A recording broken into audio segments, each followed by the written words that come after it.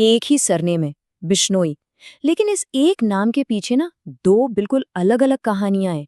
एक कहानी है सम्मान की, बहादुरी की, और दूसरी है जुर्म और बदनामी की। आज हम यही देखेंगे कि कैसे एक ही सरनेम वाले दो लोगों के रास्ते और उनकी पहचान एक दूसरे से इतने जुदा हैं। तो इस कहानी को शुरू करते हैं एक सवाल से। आखिर एक हीरो होता कौन है? उसे हीरो क्या चीज बनाती है? क्या वो हिम्मत है या दूसरों के लिए कुछ करने का जज्बा? यही सवाल हमें हमारी कहानी के पहले किरदार अनिल बिश्नोई तक लेकर जाता है। अनिल बिश्नोई की कहानी शुरू होती है उनके कॉलेज के दिनों से। बात तब की है जब वो अपने बिश्नोई समाज के कार्यक्रम में गए थे। वहां उन्होंने सुना कि कैसे जंगलों और बेजुबान जानवरों को नुकसान पहुंचाया जा रहा है, और बस उसी एक पल ने उनकी पूरी जिंदगी को एक नया मकसद दे दिया। पढ़ाई खत्म करके जैसे ही वो अपने गांव वापस लौटे, वो काले हिरणों को बचाने के अपने मिशन में जी जान से जुट गए। पर ये रास्ता, आप जानते हैं, आसान बिल्कुल नहीं था। कई बार तो उन्होंने अकेले ही हथियारों से लैस शिकारियों का सामना किया। एक बार तो एक शिकारी ने उनके सिर पर सीधी बंदूक तान दी थी, लेकिन वो डरे नहीं, पीछे नहीं हटे। तो उनकी इस हिम्मत और सालों की कड़ी मेहनत का नतीजा क्या निकला? नतीजा है ये नंबर।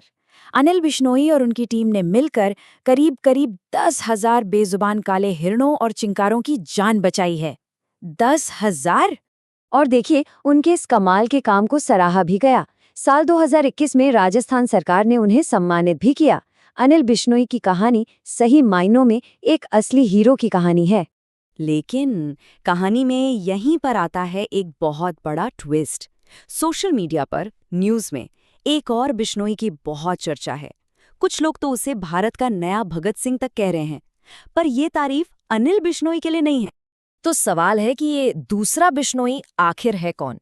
इसका नाम है लॉरेंस बिश्नोई। जहां अनिल ने जानवरों की जानें बचाईं, वहीं लॉरेंस पर 84 से भी ज्यादा क्रिमिनल केस दर्ज हैं। तो अब सबसे बड़ा सवाल यही उठता है कि एक कुख्यात अपराधी की तुलना महान क्रांतिकारी भगत सिंह से आखिर क्यों की जा रही है? तो चलिए जरा गहराई से देखते हैं इस तुलना को और समझने की कोशिश करते हैं कि क्या लॉरेंस बिश्नोई को क्रांतिकारी कहना किसी भी लिहाज से सही है। जरा इस टेबल पर नजर डालिए। देखिए, भगत सिंह एक विचारक थे, एक क्रांतिकारी थे जो देश की आजादी और एकता के लिए लड़ रहे थे। उनका लक्ष्य था आम लोगों के लिए क्रांति लाना। और दूसरी तरफ लॉरेंस की दुनिया, वो तो बस फिरौती, गैंग वॉर और जुर्म के चारों तरफ घूमती है। मकसद है सिर्फ पावर और पैसा। मतलब दोनों की सोच में जमीन आसमान का फर्क है। भगत सिंह ने खुद कहा था कि क्रांति की तलवार विचारों की सान पर तेज होती है। मतलब उनके लिए आइडियोलॉजी, विचार सबसे ऊपर थे। उनका हथियार थी उनकी कलम।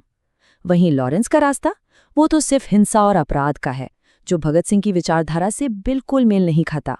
तो अब सवाल ये है कि लॉरेंस बिश्नोई इस रास्ते पर आया कैसे? और हैरानी की बात यह है कि इसकी कहानी भी कॉलेज से ही शुरू होती है। लेकिन इसने एक बिल्कुल अलग, एक अंधेरी राह को चुना। ये सब शुरू हुआ स्टूडेंट पॉलिटिक्स से। एक चुनाव हारा और उसने हिंसा का रास्ता पकड़ लिया। और बस फिर तो एक के बाद एक जुर्म, जैसा कि आप देख सकते हैं। देखते ही देखते वो जुर्म की दुनिया में इतना गहरा धंसता चला गया कि एक बड़े गैंग का सरगना बन गया। पर देखिए, ये कहानी सिर्फ एक अकेले लॉरेंस की नहीं है। ये तो नॉर्थ इंडिया में फैले गैंग वॉर के एक बहुत बड़े, बहुत ही खतरनाक नेटवर्क का हिस्सा है, जिसमें दो मुख्य गैंग एक दूसरे के खून के प्यासे हैं। तो एक तरफ है लॉरेंस बिश्नोई का सिंडिकेट, या कह लीजिए गैंग्स का एक नेटवर्क, जिसमें काला जठेड़ी और जितेंद्र गोगी जैसे कई बड़े अपराधी शामिल हैं। और इनसे मुकाबला करने के लिए दूसरी तरफ है इनका राइवल गैंग, बम्बीहा सिंडिकेट।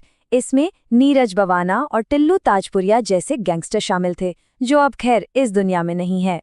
तो इतनी बड़ी दुश्मनी, इतना खून खराबा, इसकी जड़ क्या है? कोई बड़ा मकसद, कोई आइडियोलॉजी? नहीं, वजह सिर्फ एक चीज है, पैसा, जिसे कहते हैं एक्सटॉर्शन, यानी फिरौती। मतलब लोगों को डरा धमकाकर उनकी मेहनत की कमाई को छीन लेना।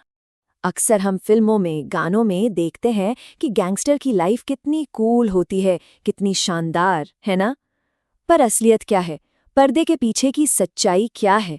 चलिए अब उस कड़वी हकीकत को देखते हैं। इस जुर्म की दुनिया का अंत लगभग हमेशा बहुत भयानक होता है। दविंदर बम्भिया और अंकित भादु पुलिस एनकाउंटर में मारे गए।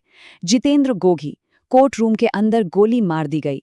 और टिल्लू ताजपुरिया, उसे तो जेल के अंदर ही 100 से ज्यादा बार चाकू मारकर बेरहमी से खत्म कर दिया गया। और इस रास्ते का सबसे बड़ा दर्द झेलते हैं परिवार वाले। गैंगस्टर अंकित भादु के पिता ने तो अपने बेटे की लाश तक लेने से मना कर दिया था। उन्होंने बस इतना कहा, ये उसके कर्मों का फल है, और बाकी नौजवानों से इस रास्ते पर कभी न चलने की गुजारिश की। तो ये है असली गैंगस्टर लाइफ। हर पल मौत का साया, जेल की काल कोठरी, डिप्रेशन। नीरज बवाना जैसा गैंगस्टर जेल में डिप्रेशन से लड़ रहा है। कौशल चौधरी ने तो सुसाइड तक करने की कोशिश की। परिवार वाले या तो गिरफ्तार हो जाते हैं या डर के साए में जीते हैं। ये है इस चमक दमक के पीछे का घिनौना सच। तो घूम फिरकर हम वापस वहीं आ गए जहां से ये कहानी शुरू हुई थी। एक ही सरनेम, लेकिन दो बिल्कुल अलग अलग जिंदगियां और दो बिल्कुल अलग विरासतें। एक तरफ है अनिल बिश्नोई, जिन्होंने हजारों बेजुबानों की जानें बचाईं और समाज के लिए एक अच्छी मिसाल कायम की। और दूसरी तरफ है लॉरेंस बिश्नोई, जिसका नाम सिर्फ हिंसा, डर और तबाही से जुड़ा है। तो अब सोचने वाली बात यह है कि एक ही नाम, दो अलग अलग विरासतें। असली हीरो के तौर पर किसे याद रखा जाएगा?